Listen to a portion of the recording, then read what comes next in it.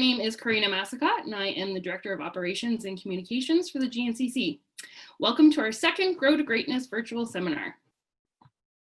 You may remember this series as a Lunch and Learn, but with the changing times, we've had to adapt.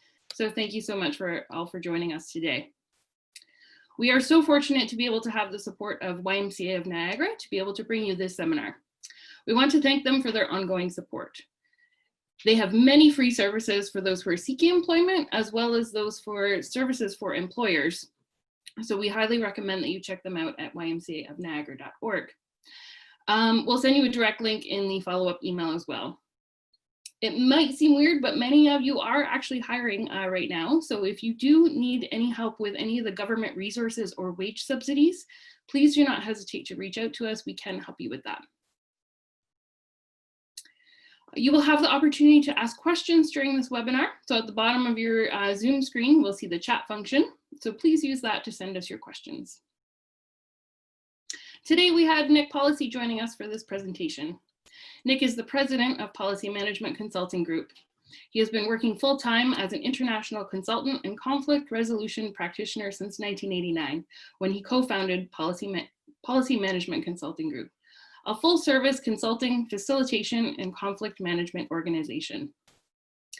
Nick has assisted over 10,000 employees from the public and private sectors in the art of operations management, conflict resolution, mediation, emotional intelligence, and negotiation.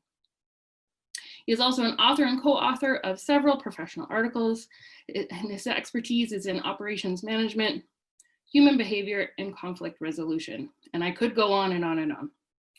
With so much expertise, I know I'm very much looking forward to his presentation today.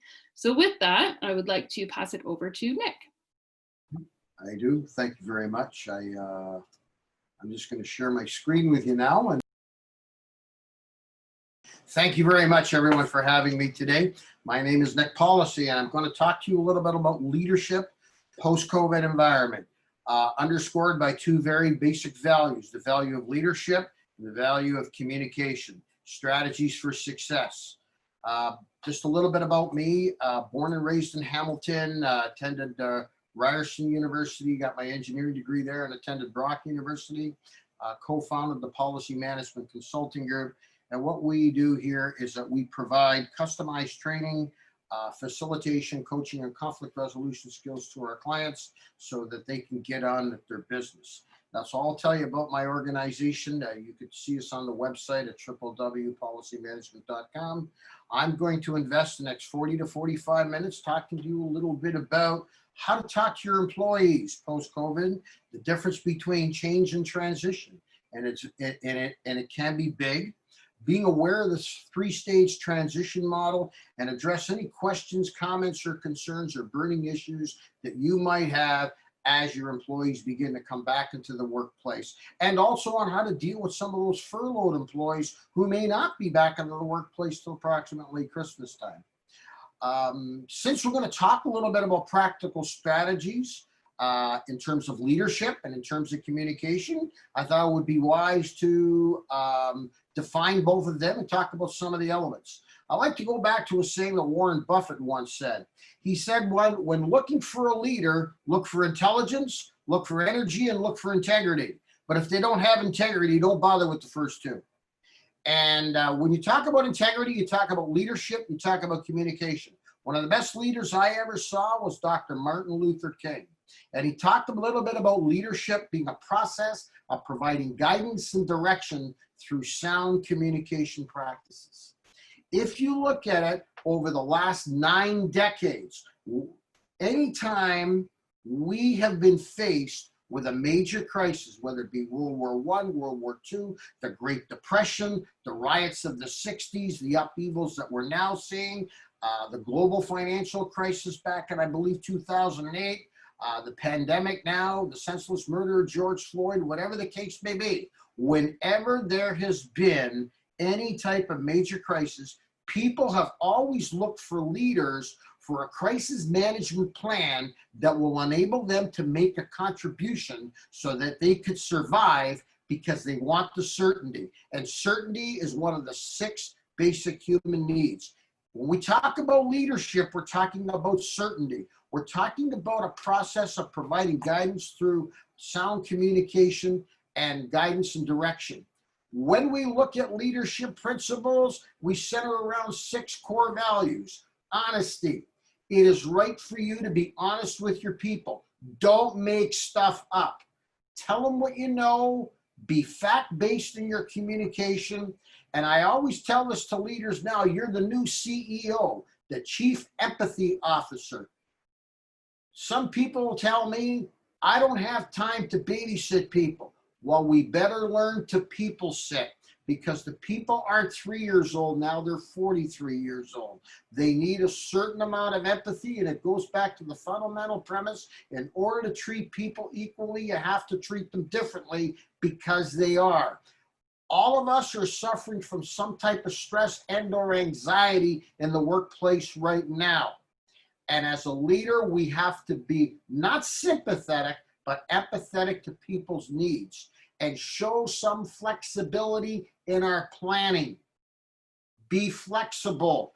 Be prepared to deal with those short-term emergencies, whether they be processes, whether they be shortages, whether they be transitional, structural, or people. The other piece of leadership is humility. Always, always, always have some humility. You don't have to be the person out front taking charge all the time. Invite your people into the decision-making process and practice active listening. Repeat what you've said and ensure that all people are on board. And I'll talk a little bit more about communication in the upcoming slide. The other piece of practical strategies, the leadership piece, also is complemented by the communication piece. One of the best communicators, Barack Obama.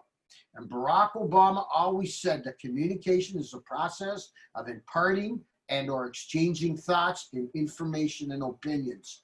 And one of the things that I have found post-COVID, as people start coming back into the workplace, 3 communication principles. Keep it simple and easy to understand. People have some stress and anxiety, and one of the things that can fuel the fire of stress and anxiety is over and under communication. Use the KISS principle. Keep it straight and simple. Let people know what they need to know, then set them up to do their job, set them up to succeed, and get out of the way, let them do it. Number 2, empathetic intelligence. Key word, you're gonna hear that a lot in the next coming months.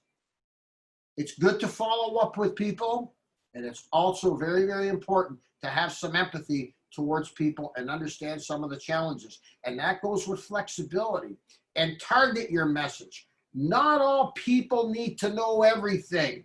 This is the first time where over communication will be just as bad as under communication.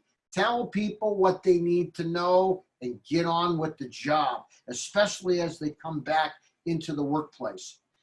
And we're talking about leadership, we talk about communication. This leads to change versus transition. And there's a big difference, especially with us as leaders. Change is very different to transition. Change is situational, while transition is psychological. Change sometimes comes very quick. It's very constant, and it sometimes can be internal and it can be external. All people understand the value of change. We understand that we have to change in order to be better, in order to grow, in order to develop.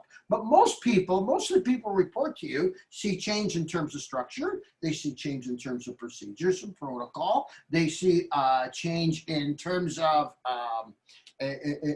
transition. However, the other piece of that is that people adapt to change because they have to and they have no choice. It's expected. The thing that leaders are dealing with today is the psychological piece of the transition. You now have people faced with undefined, unstructured challenges that they've never been down before, and you, the leader, have never been down before. You don't know what the final solution is going to look like. This is unprecedented times, and that wears on people's mind. And one of the things that we can do as leaders is provide some type of flexibility and mental structure for enable people to go through the transition phase. And this is what I'd like to talk to you a little bit about today, is that 3-stage transition phase that brings in the element of leadership, communication, and also the transition piece. The 3-stage model that I'm using with my clients right now starts with ending and letting go. Stage 2, managing the neutral zone. Stage 3, a new beginning. Let's look at ending and letting go. It's all about nurturing relationships to get the job done. First thing, when people are back in the workforce, define what is over and what is not over. And it could be as simple as social distancing, wearing personal protective equipment, lunch breaks, coffee breaks, whatever. They're going to be staggered. Also, people working from home. Also, furloughed employees. That's brand spanking new. And people are going to have to make adjustments over a period of time. And how well they make those adjustments can directly be impacted by the way you communicate and lead them through. The way we do things prior to March 13th versus the way we do things now is changed. What is over? What isn't over? Which way are we going? How are we going to get there? And this sometimes is very difficult for leaders because leaders don't always know. That's why it's important that the communication be somewhat fact-based. Deal with the facts and always, always, always make sure you have a clear line of communication with your boss so you can funnel information down to your people in a quick and professional manner and let them know what needs to be done. Number 2, identify some of the new expectations, the responsibilities, and the accountabilities. Jobs are going to change. Processes are going to change. Customer demands are going to change. You may see even some shortages in the supply cycle.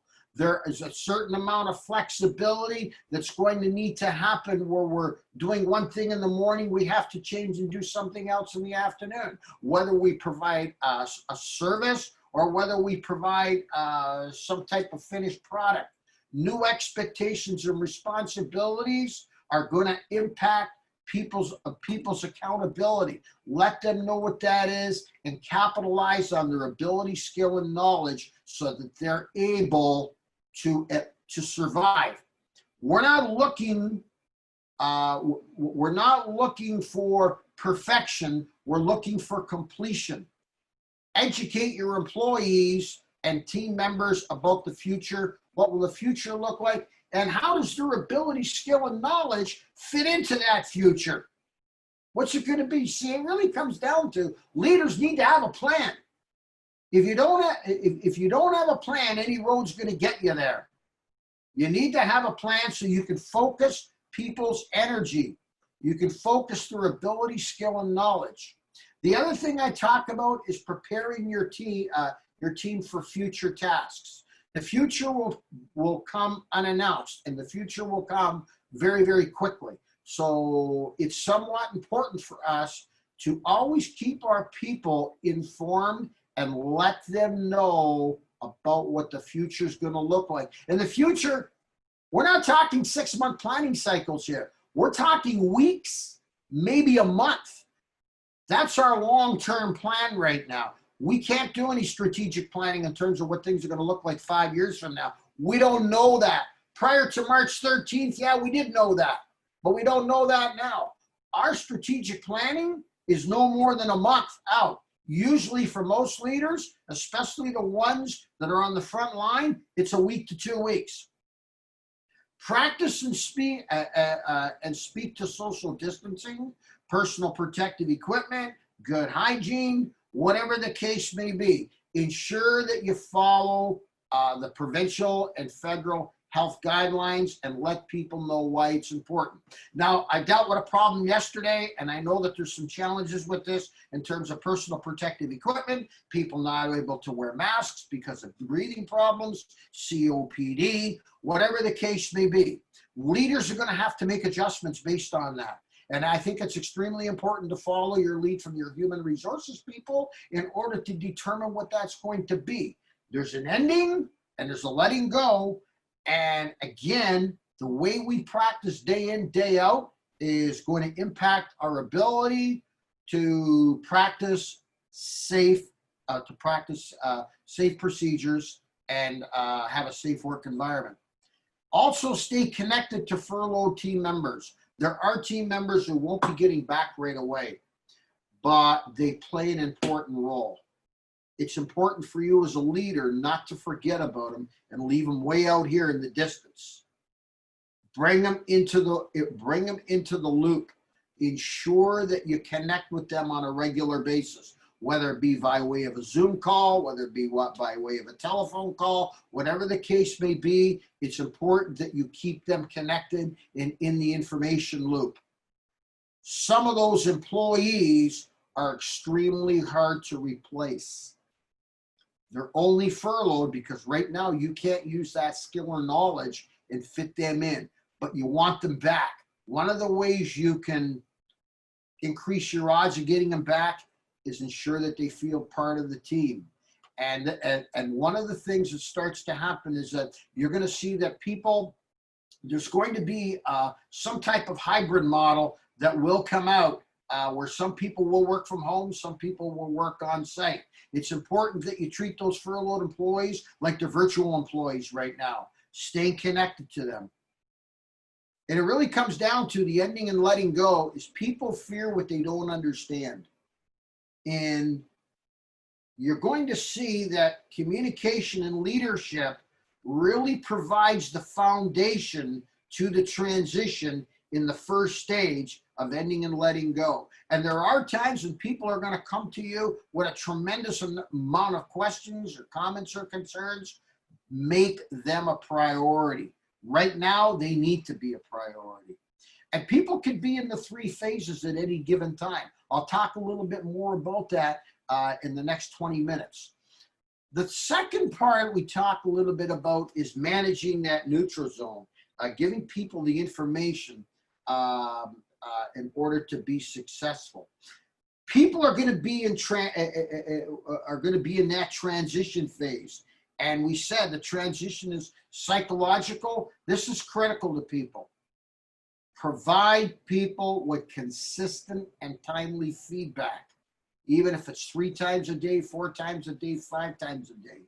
Some people may need a little bit more TLC than other people. Consistent and timely feedback is important. It could be negative feedback. It could be constructive feedback. Or excuse me, it could be positive feedback, it could be constructive feedback.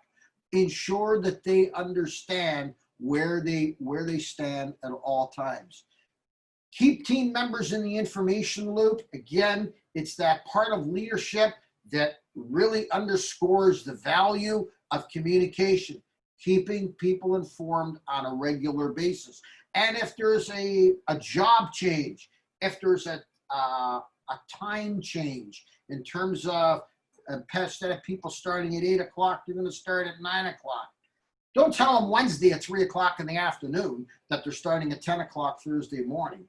Give them as much advance notice as you possibly can and let them understand why we're doing what we're doing, how that fits into the bigger picture.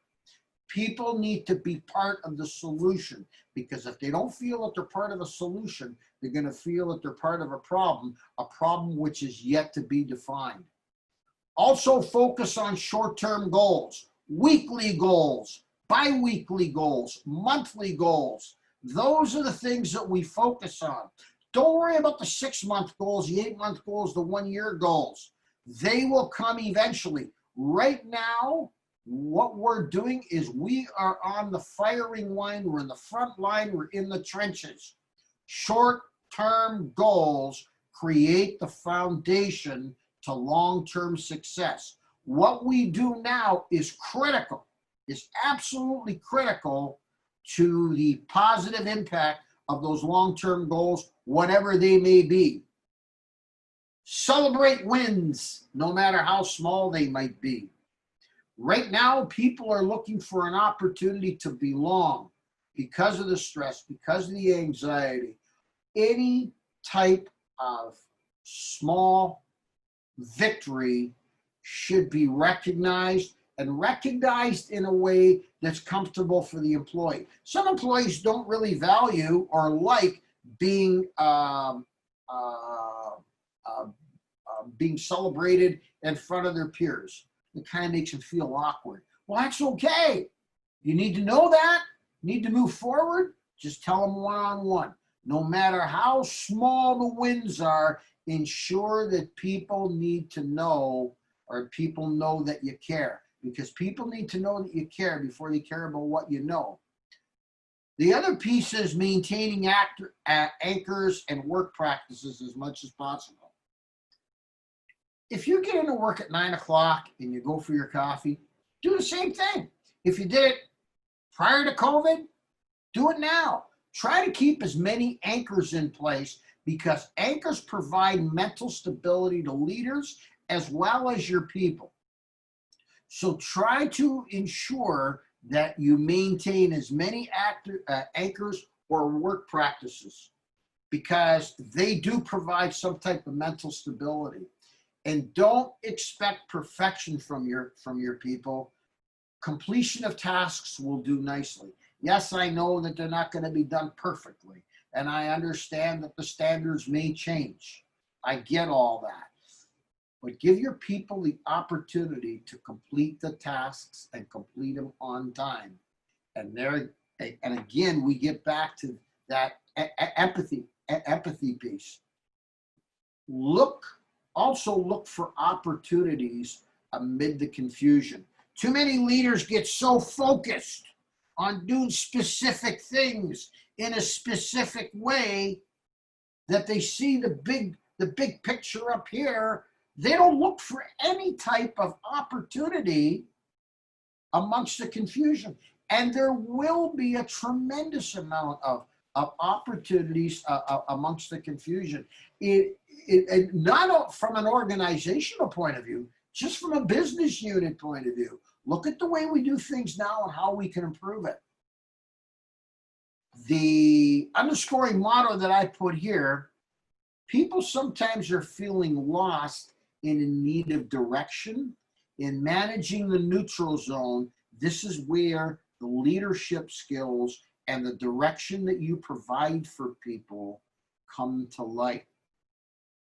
This is a transition phase that is very critical, because right now people are in that I call it the valley of despair. They feel somewhat victimized. What we know about the valley of despair is that if we as leaders don't address those issues when people are in this valley, it can quickly become the culture of the organization, and that's not what we're looking for.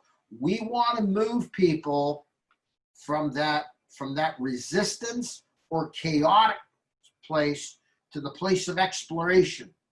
Remember, anytime there's a major crisis, people can go down one of two paths. They can go down the path of fear, helplessness, victimization, panic and blame, or they can go down the other path, which is making a contribution, being grateful, self-actualization, engagement.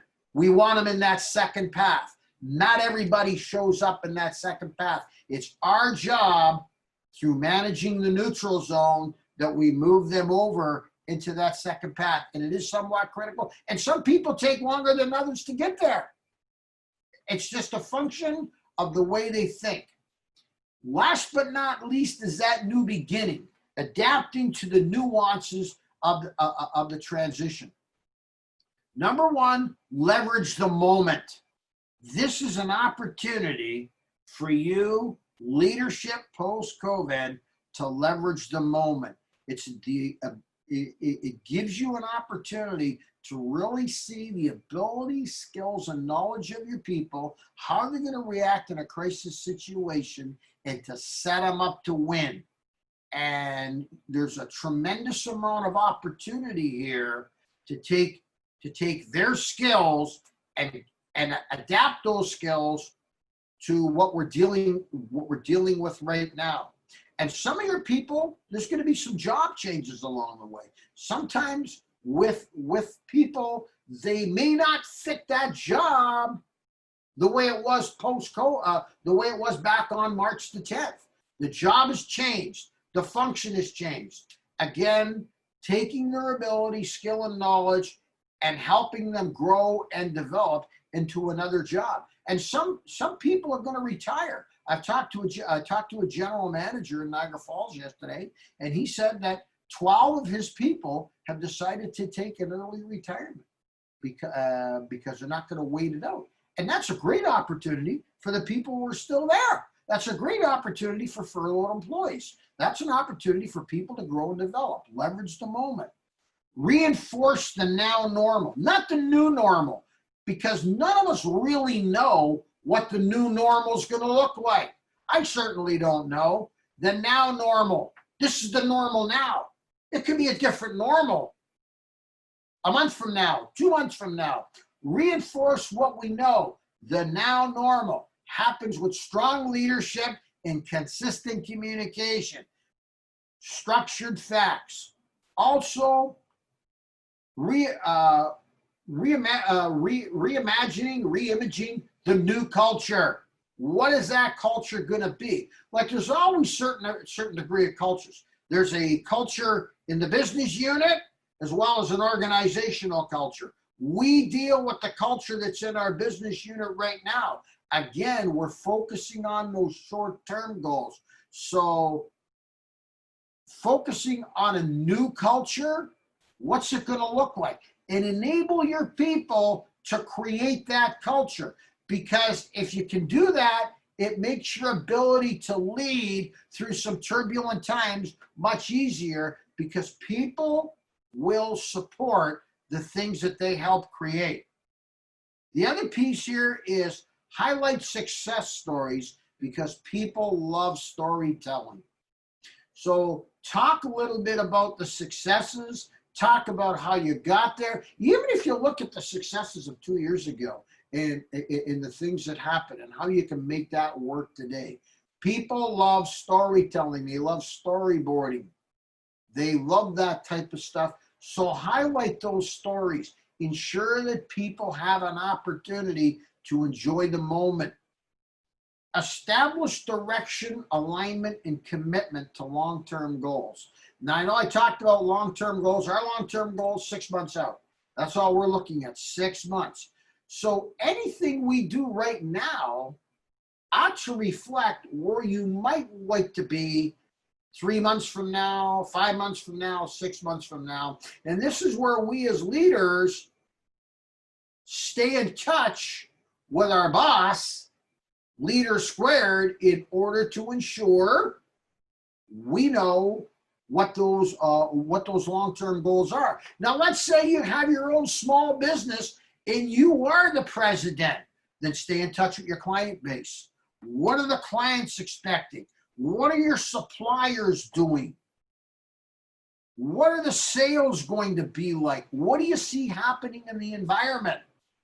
Because if you're in the winemaking business, I just picked this out because I know it's, or in the hospitality business, because those are two of the better, stronger elements that really keep the gross domestic product in Niagara functioning at all times, hospitality and wine. If you're in that business, you need to stay in touch with your clients and find out what their expectations are and what's shaping those expectations. So what you do today should establish direction and alignment and commitment to what the expectations are tomorrow.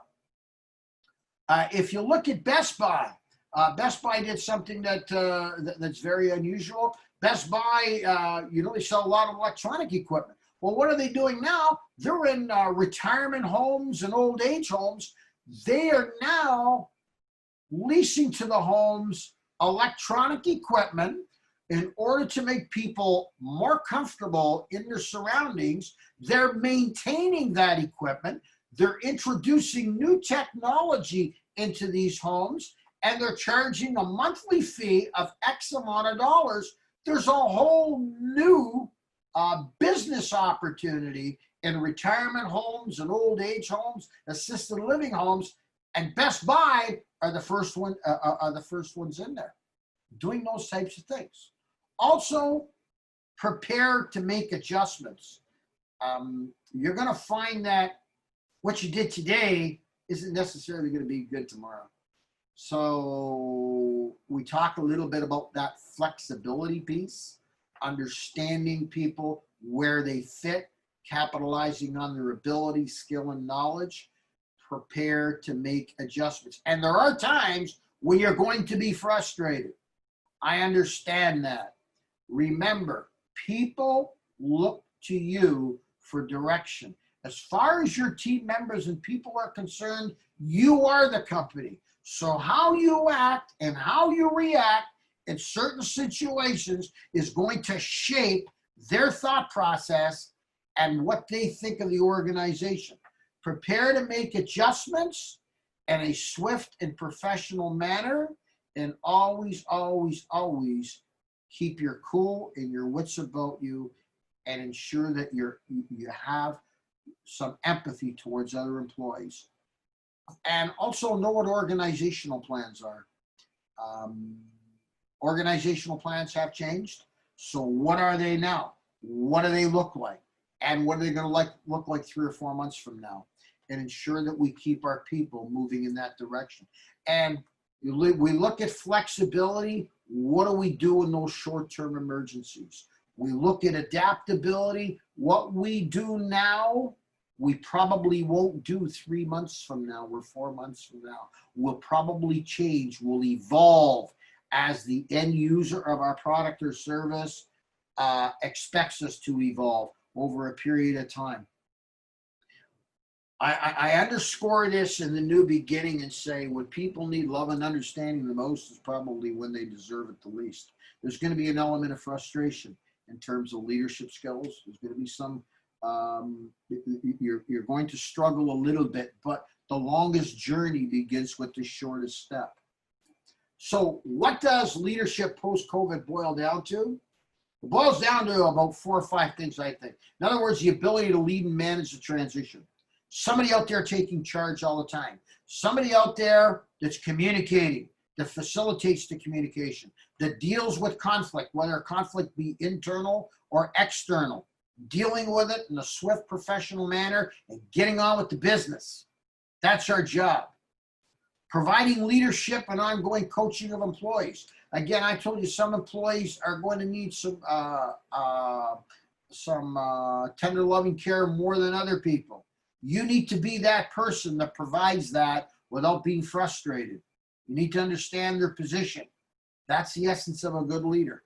Plan for operational changes. There are some things that are going to come down the pipe from your boss, from your leaders, from your customers, and you'll have to plan for that. And, when the yogurt hits the fan, not all yogurt lands on everybody equally. My dad always used to tell me, Nicholas, some days you're the statue, some days you're the pigeon. Life just rolls that way. This is a real test to that saying. You can lay down the best plans today, and for some unforeseen circumstance, something's changed. It's not going to be the same next week. And last but not least, be the chief empathy officer, the new CEO of the business.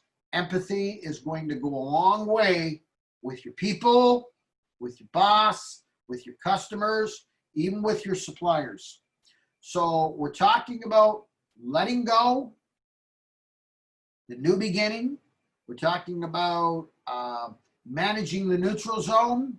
And last but not least, having a clear plan forward for the new beginning. I will take any questions, comments, or concerns that you might have. And I promise you that if you would like a copy of this PowerPoint, I'll ensure that Karina does have a copy of it. Thank you. Thank you so much, Nick. That got me thinking a million different things. I just want to remind people that they can use the chat function, or there's a raise hand option and we can unmute you and you can ask your question. But Nick, I was just taking some notes, and I think we'll just go over to our cameras here. There we go. I can take this off, and I'll take my PowerPoint off. I took it off already, so we're all okay. Good. Thank you. Thank you. I took a note down. So one of your first things that you said was get it out of the way and let your employees do their job. So how do you have any tips to how to do that? How to fully trust your employees when you don't see what they're doing all the time? Do you just sort of have to stay away from your computer one day and then check in with them the next day? Is there any sort of tactical tips you can give us to make that happen? Well, that happens two ways. Number one, let's talk about on-site first. People that are on site. If you're in a manufacturing facility, you've got to be on site. I talked to supervisors back in January, February, March. They'd get in, they'd get on their computer, they'd spend 3 or 4 hours there, and then they go out on the shop floor. Not anymore. You need to be out on the shop floor first thing in the morning. You need to be out there when your people are out there. If you work in an office environment, you work in the credit union, you work in the bank, it's important to do management by walking around. Let people know that you're there for them. Also find out what they're doing today, why they're doing what they're doing, making sure that you're there to provide support. Let's talk about virtual employees, people that are working from home. A telephone call every day, even if it's 5 minutes, every day should be the norm. Checking in with people to ensure that you keep them informed as to what's happening back in the home office, the home plant, the home site, as well as what they're doing and how that fits. I like doing Zoom calls with my associates. I do one every Monday, every Thursday.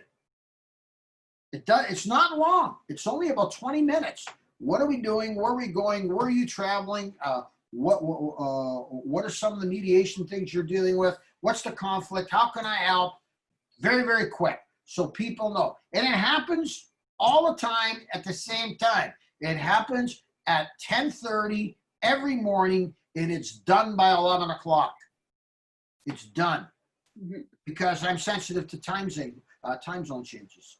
So keeping people in the loop. Those are the suggestions. Now, that will change over a period of time, because what will happen is that things will evolve. Challenges will evolve. People will become less dependent on you. Some people may become more dependent on you.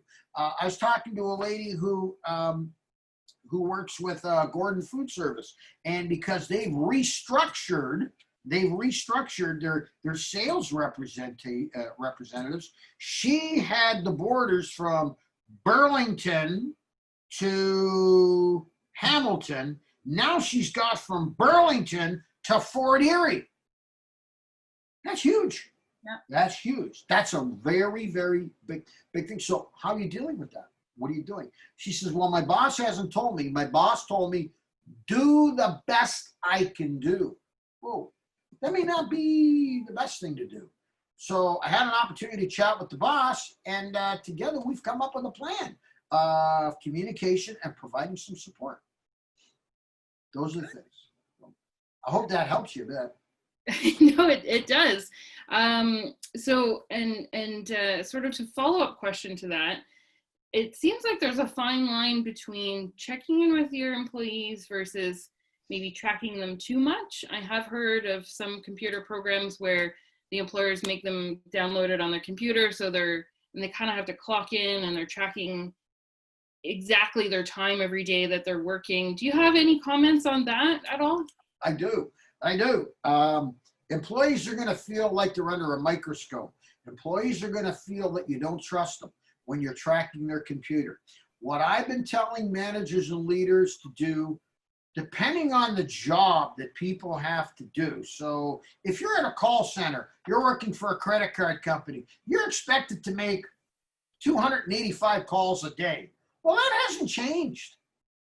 That is still the same metric. So my question to you is, did you track your computer before? And if the answer is no, then why are you doing it now? Because that's the question the employee is going to ask. Let's say now people are working from home. They haven't worked from home before. They always went into the office. Well, what's their job, and are they still measuring up? You can do that when you call people when you call people every day, or you have a Zoom call once a week.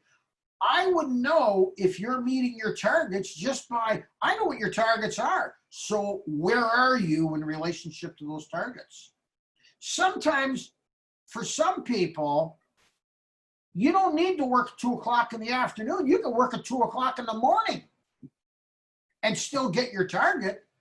So what's changed? And some of us have children. Some of us have small children. We work when the kids are in bed or when they're napping. That's okay. Yeah. And there are some things where we do have to do some calls. We do have to call. We have to be on a conference call at 3 o'clock in the afternoon. No ifs, no ands, no buts. Well, make it work. Maybe mom comes down. Maybe the neighbor watches the kids. Maybe hubby or your spouse, your partner, whatever the case may be, they watch the kids. And sometimes you got to be on the conference call with the kids. I had a lady on last Thursday, 3 kids and 2 dogs. And she said, Nick, I got you on my smart TV. Dogs running all over the place, kids running all over the place. It was great. I'm okay with that. I wish I had those days back again. You see, we're now in a society, like I always when I came up through the management ranks, it was work first, family second. Right. It's not that way anymore, and nor should it. Should have never been that way when I was coming up. Okay, family first, absolutely family first. We work to live. We don't live to work. Family first. And I don't care if you got your child or your dogs on the conference call. I'm good with it. And a matter of fact, I'm happy for you. So no, I see no value, none whatsoever, in tracking performance by way of computer unless the trust was never there in the first place. And if the trust isn't there in the first place, why are they working for you? Why do you got them? That's a question I ask. Well, I just got them. I inherited them. Well, when they were at the office, I could keep an eye on them. Well, It goes back to your point of not looking for perfection, looking for completion. Mm-hmm. Yeah. Well, people are under a lot of stress and anxiety right now. And, you know, it could be financial. It could be uncertainty. There's a number of different things. You know, you could have people who have some health concerns. I want you to do the job to the best of your limited ability. And I understand that sometimes the limitations are somewhat compromised. And I get that. Let's complete the job and move on from there. Maybe we refine it as we go. That's fine. I don't need perfection.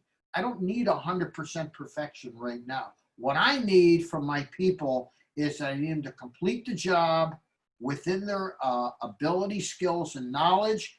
And then together, if there's something that I'd like to change or I'd like to see changed, that's okay. We'll do it together. You know, like, and it's important to understand, Andrew Kelvin, the chief economist for Toronto Dominion Bank, and he also does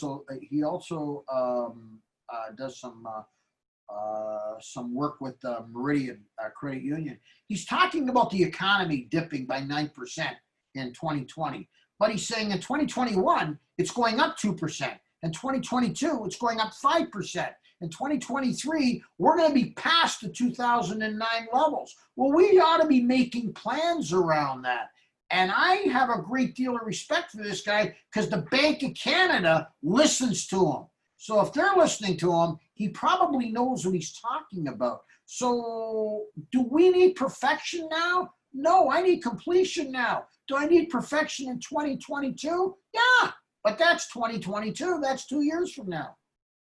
That's the way I see it.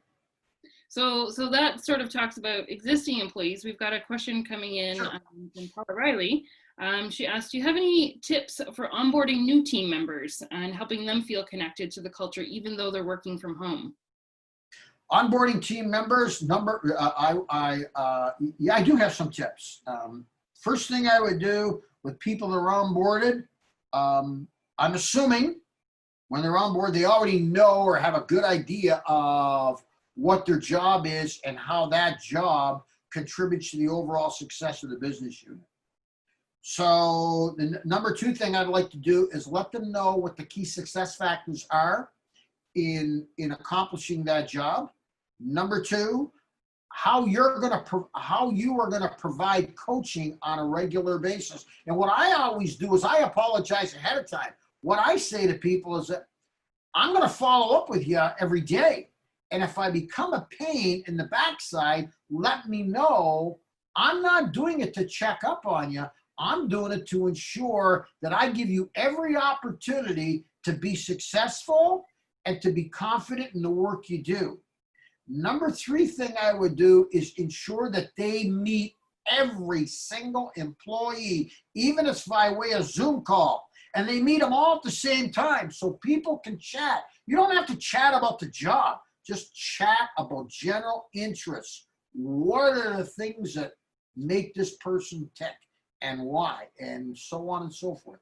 That's pretty important. People need to be brought into the team as quickly as possible, but at a level they're comfortable with. And last but not least is ensure that they always have a partner to work with. None of us, absolutely none of us, work in a vacuum. The work that we do impacts somebody else down the line. Sometimes you're doing section A, I'm doing section B, and somebody else is doing section C. Well, it's important that all three of us work as a team and we keep each other informed all the time. So I think it's important that we have regular meetings, regular communication, opportunities for updates, whether it be every day, every 2 days, every 3 days, depending on the scope of the project. So that's how I would do onboarding. And onboarding is very tough right now because there isn't that face-to-face contact. You'd love that face-to-face. I get it. Leaders want that, but we don't have it right now. But by the same token, nobody does. So we're all on the same playing field. Yeah.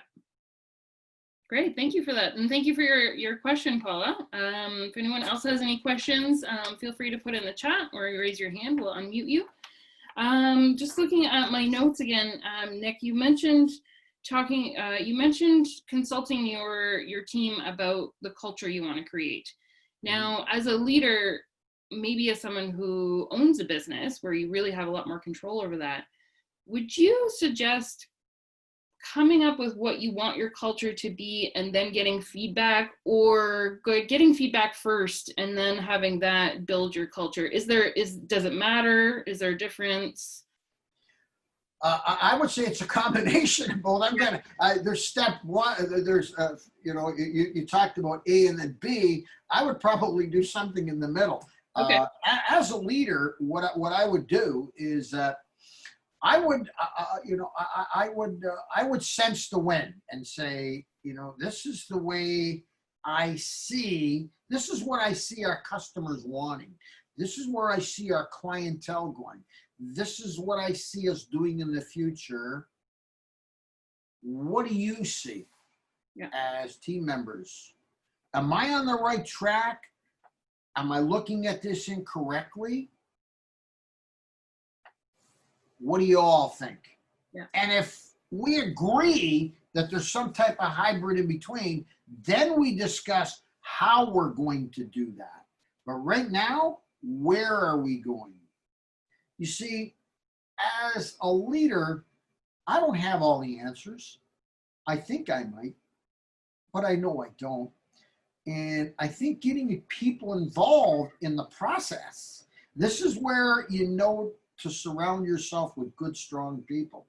Now, if you're the only leader and then you have 9 people that are working for you and they're all in the operations end and they have really no connection to the outside world, then you've got to look at what the customers want, talk to your suppliers, talk to your end users, and determine what the expectations are. Find out what the industry's doing. This is now where you can't focus on the internal resources, because the internal resources, they're dealing with day-to-day stuff. What are the external resources telling you? What are the external people doing? This is where being part of the Greater Niagara Chamber of Commerce, being part of the Wine Association, or whatever the case may be, the hospitality industry, what are they saying? And start formulating your own opinions. And remember, that formulation is important, because you got a tremendous stake in the game. You may have something that's been passed down from generation to generation to generation, and you want to make sure that you make the optimal decision by maximizing the resources that you have. It's interesting that you bring that up. I know a lot of leaders kind of get in a little bit of a bubble, because there's some information that they can't give, even their senior managers. It's really got to live with them. So I just want to put that out there to everyone on the webinar today. If you're ever feeling like that, please do reach out to us at the Chamber. We can connect you with other leaders where you can have those frank conversations. We've got a few different programs. So I know that could be really tough for leaders. So please reach out. I also wanted to mention that Nick mentioned the now normal in his presentation. So because things are changing every single day, it's gotten a little bit better lately, but if you need any information of what's going on with the government on a day-to-day basis, we do have an email series, a COVID daily update for you as well. And Nick also mentioned that we should be communicating as leaders everything that all of the government guidelines. So if you're unsure what those are, we can help you with that. We have Hugo on our staff, Director of Policy and Government Relations. He knows all the ins and outs. So please call us and we can help you with that. We're a phone call away, so we can take Nick's advice and make sure that our employees are protected and that they have all the information that they need to know. Also, I'd like to add to that. The government now has come out with the Ontario Training and Adjustment Board has come out with a link that I know I can provide you, or one of my people can provide you, is that they will subsidize any training that up to 100%, all the training that you need post-COVID. So if there's training that you want your employees to take, you can apply for 100%. I have clients right now that are getting 100%. Nobody has received less than 80% of government funding in order to do training. It covers all the expenses associated with running the trainings facilitation session. It does not include the wages of the employee, but if you're bringing in a consultant, it covers it 100%. So that's an opportunity that people may wish to capitalize on, and you may have that website. If you don't, I'd be more than happy to provide it to you. I believe we do, Okay. but yeah, we'll take you up on that, and we'll include that in the follow-up email, as well as your presentation. Nick, we'll get that to everyone who was here as well today. Nick, I can't thank you enough for today. It's just been fabulous. This hour flew by. I've got so many notes here, so thank you so much. So many things. Thank you. Thank you very much. So I really appreciate your time. Well, For everyone who joined us today, thank you so much for being here. And again, please look out for that follow-up email with additional resources. And just to let you know, we do have a Business After 5. It is virtual, but lots of people are making great connections. So that's coming up on Tuesday, September 1st. So we hope you can join us for that. Again, it's free. And again, thank you to YMCA of Niagara for your sponsorship of today's webinar. And with that, take care, everyone, and stay safe. Thank you very much. Thank you.